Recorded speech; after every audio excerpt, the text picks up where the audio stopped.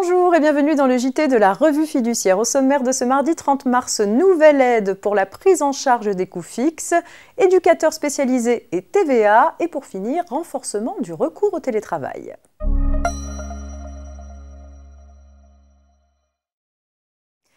Et pour commencer, on vous dit tout sur la nouvelle aide pour la prise en charge des coûts fixes. Annoncée il y a quelques mois par le ministre de l'Économie, cette nouvelle aide à destination des entreprises devrait être opérationnelle à compter de la fin mars 2021. Elle serait destinée en priorité aux entreprises d'une certaine taille.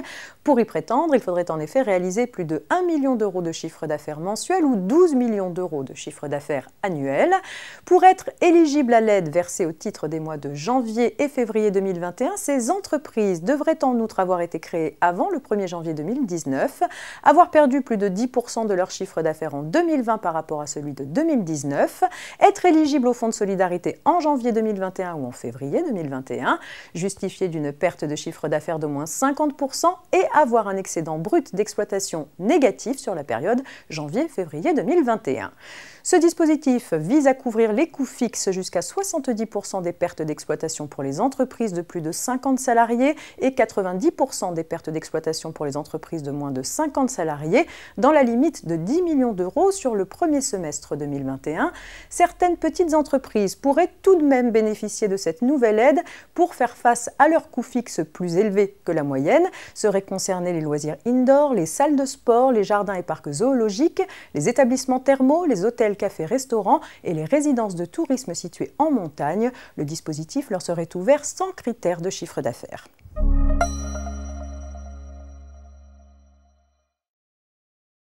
Les professionnels de santé, tels les psychologues, les orthophonistes ou les ergothérapeutes, bénéficient d'une exonération de TVA au titre des soins à la personne.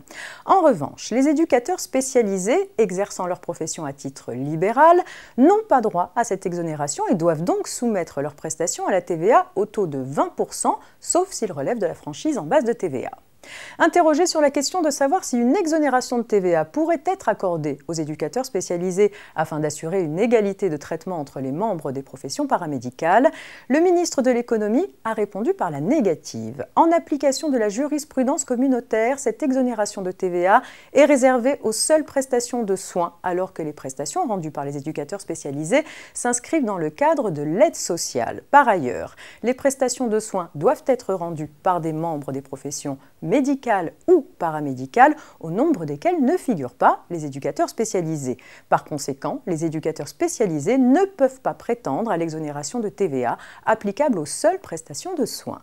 Néanmoins, ils sont susceptibles de bénéficier du taux de TVA de 5,5% applicable aux prestations d'aide à la personne, notamment si l'activité est exercée au domicile d'une personne handicapée.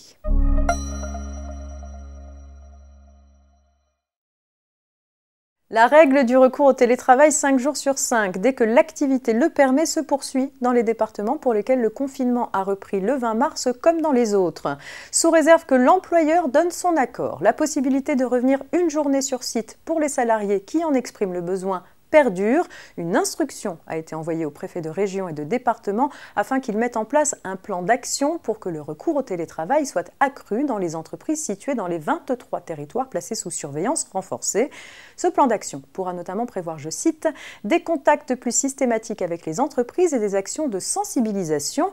Il devra s'accompagner d'un suivi régulier de l'évolution du niveau de télétravail dans ces départements.